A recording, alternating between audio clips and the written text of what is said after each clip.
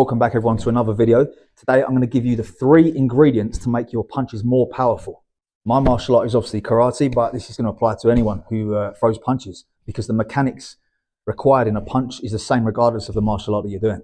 You know, our bodies only work in so many ways. So, you know, punches are punches, and what makes a better punch for everyone. So let's get into it.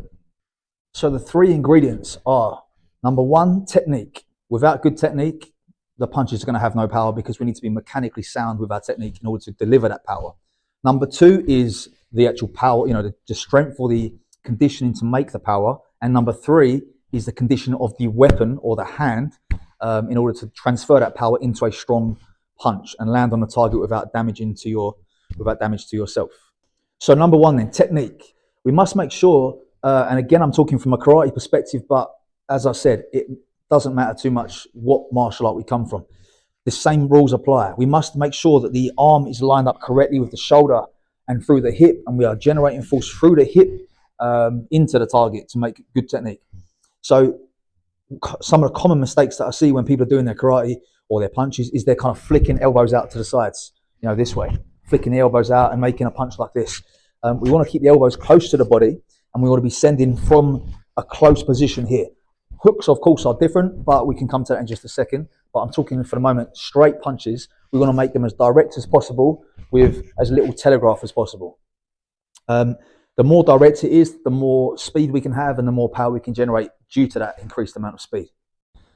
So one thing I talk about a lot in karate, especially when I'm coaching, is the importance of a strong stance. Okay, in order for us to deliver something strong up here, we need to have a strong foundation down there. So what I want to be thinking about then is a nice balanced position. You know, I'm not too narrow where I'm going to throw myself off balance. I'm wide enough to have a good, stable, strong position with the ground. And I'm also just putting pressure on the balls of my feet so I can press through the floor this way.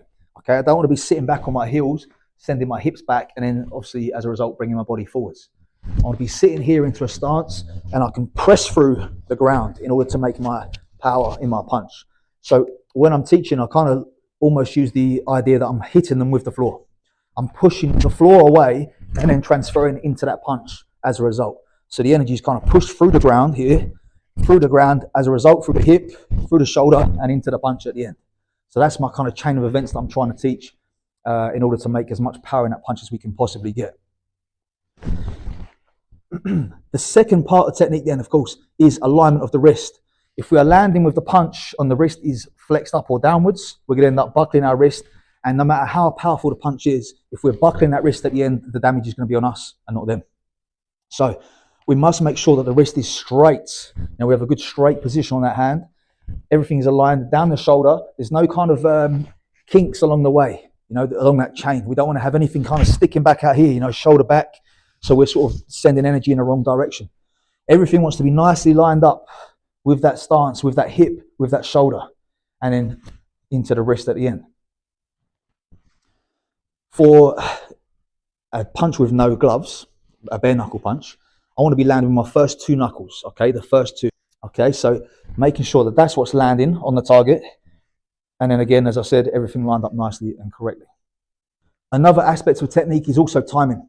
We have to time the punch correctly. Okay, so it's no good just kind of whipping the hip and then the arm comes out afterwards. There are a number of ways that people teach this, and different styles will have different kind of ideas. What I like to think of really though is to start from here maybe. The hand starts to go first, because I don't want to show anything before I start moving, right? So my hand starts sending towards the target. And just as it's about to land, I kick that hip in now, because that's when I want the power. I want the power in them, you know, in the target. So the hand starts flying out first with nothing, no resistance at all, no kind of power. It starts sending out here, and then the hip connects at the last second. That's when the power for me happens, okay? An alternative to that is actually that whipping action. Hip and then hand second. For me, I prefer the first, but the second works as well. So the second area that we need to develop in order to make our punches more powerful, after taking care of technique, is the power in our body, in our strength.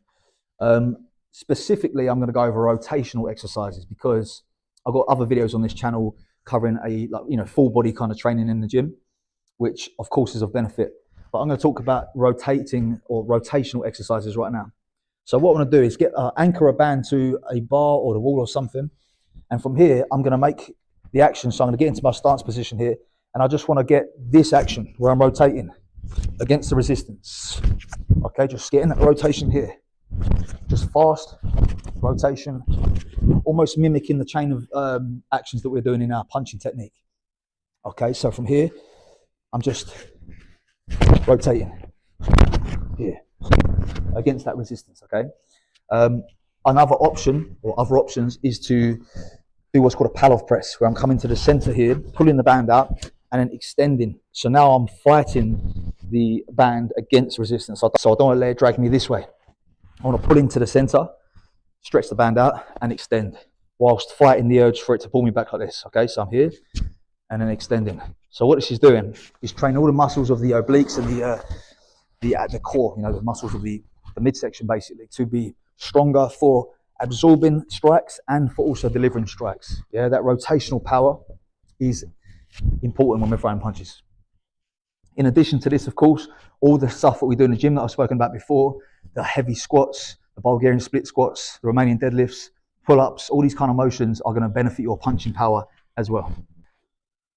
So the third area to cover then, if we want to make a strong or powerful punches, is the solid condition of our knuckles. Okay, especially if we're not using gloves in our martial art, if we're doing bare knuckle especially, right? But still applies, you know, for boxers. Having strong wrists and all this stuff is important still.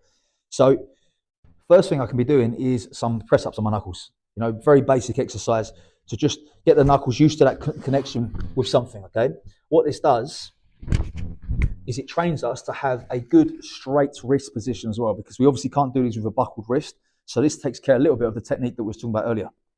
So what we can do is simply knuckle push-ups, first of all.